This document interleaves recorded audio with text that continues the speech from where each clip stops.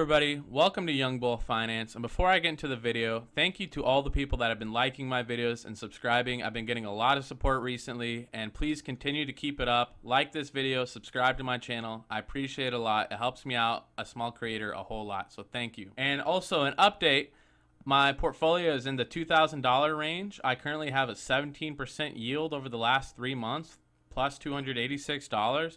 I'm very excited about this. Finally, the investing has been paying off, and I don't know, I didn't expect to have this much money. Granted, it is just in capital gains, but it does feel validating that my investments are paying off a little bit. So I just thought it would be a cool update that I'm at $2,000 now. Let's get into the video. So for my first tip, do you like the company? General thoughts on the industry and the future of the industry. So generally, when you're buying a company, especially when you're new, you kind of know about the company. You've heard about the company before, and you kind of just got to think for yourself. Is this company, do they have room for expansion? Do I think this company will be around in 20 years? Do I like the industry? So, for example, there might be a really cool tobacco company that pays a really good dividend, and it's really safe, and they grow every year. However, you might also think, a lot of people are switching to vaping, and generally people are quitting both vaping and smoking. And I think maybe in 20 years, the tobacco industry will be half the size because people are generally healthier and are against smokers. And another thing to do, maybe, obviously you don't know everything about the company. I'm going to be using J&J for the example for this video. So what you would do is, if you don't know everything about the company, look at their website. Obviously, it's going to be a little bit more biased, a little bit more in a positive light, but there usually is some really, really good information on a company's website, and I always recommend to check out their website, see what their portfolio is diversified into, see what kind of different stuff they're into, and check it out before buying the company. For my second tip, obviously, you want to look at the recent news. Recent news is very important. Sometimes you have to look and see, is this recent news going to affect them in the long term, or is it just a blip? Are they coming out with a new product? Did they make a faulty product? You have to look at the recent news to see what's going on with the stock price. It's very important to look at the recent news, and you kind of have to make judgments based off of it. Sometimes it's a doomsday sentence, but sometimes it's a blip in the road, and maybe even the stock price drop that happened because of the certain faulty product they sold will just end up being a blip in the road, and you're getting your stock price at a cheaper value. Look at the news. I use Yahoo Finance for news. There's a lot of websites that show news. You can also find YouTube videos, like news companies like CNBC, CNN, Fox usually have interviews with CEOs or executives at companies that kind of go over the recent news, talk about their opinions on it, and give you more of an insight, stuff like that. So make sure you look at the recent news. My next tip is to look at the financial statements. Now, if you're a new investor and you don't really know what a balance sheet is or anything about the income statement, I'll give you kind of simple things to look at. So gross profit essentially is just their gross profit after the cost of goods sold. So you kind of just want to see, is the gross profit trending upwards? Is it stable? Is it volatile? Or are they losing money? And then you want to look at operating income. So basically operating income is the gross profit minus these three expenses right here.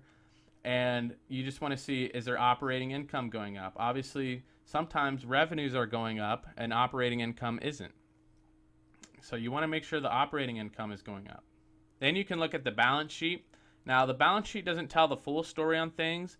Obviously, you have to put things into context. So a company might be in a lot of debt. However, that's not necessarily always a bad thing, as debt is often used to grow the company even more. So you have to take into context everything on the balance sheet. That's why I don't generally look at it too hard. A high ratio can be good in some scenarios or bad in some scenarios. So you just kind of have to look for like crazy red flags. There's something crazy going on? Are they losing their inventory? What's going on? So just kind of briefly look through the balance sheet and look for red flags. Then a very good thing to look at if they're a dividend company is you want to look at their dividend scorecard. Now, I use Seeking Alpha. This is the company I'm used to, and this is how their dividend scorecard is up. You might prefer a different website, but essentially they all have the same stats on here. So you got dividend yield. As you probably already know, dividend yield is just how much of their dividend is compared to their stock price. So 2.72% yield for Johnson & Johnson, and their annual payout ratio was 4.04. So 4.04 is probably 2.72% of their stock price, or close to it. And then you got to look at their payout ratio. Now, what payout ratio is how much of the revenue they're paying out to investors and how much money is being put back into the company. So for normal consumer good companies, you kind of want to see a lower payout ratio. You want them to expand and grow the company. Necessarily, it isn't always bad to have a low payout ratio. It's kind of what you want.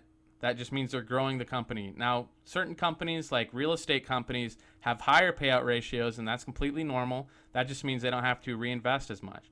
Also, sometimes companies have over 100% payout ratios, and that means they're paying more money than they're earning out in their dividends. So what that could mean is they're taking out debt to pay dividends. And you got to look at the payout ratio. That's one of the most important things to look at when buying a dividend company specifically. And then you got growth rate and dividend growth. Now, this is very impressive right here. Obviously, J&J is one of the most renowned dividend aristocrat companies, and they've been growing for 57 years. You just want to see how many years they've been growing that dividend. Dividend growth is just as much as important as the current yield and stuff like that, because you want your dividends to grow. And then dividend frequency, obviously, you probably know what that means. J&J pays quarterly. That means they pay 4 times throughout the year. Then you want to look at dividend history. Now, J&J has one of the most impressive dividend histories known to mankind. They continue to grow their dividend and pay it out every single year, despite recessions, despite pandemics, despite everything. J&J continues to pay their dividend. Now, I'm using J&J as an example. They're obviously better than most companies, but I mean, you generally want to see a company that is, capable of paying their dividend, growing their dividend, and also kind of capable of surviving recessions. And the fifth and final thing I look at is just kind of like other reactions amongst investors. So are investors bullish or bearish on stocks? Now, don't take this to heart. Obviously, you don't have to agree with everything people say, and you might be bullish on something where 90% of people are bearish. But that's just your opinion, and it's just important to know what people are saying. I'm not necessarily you have to agree or follow what these people are saying. You just need to know, because that kind of affects the stock price as well. I generally look at Yahoo Finance conversations.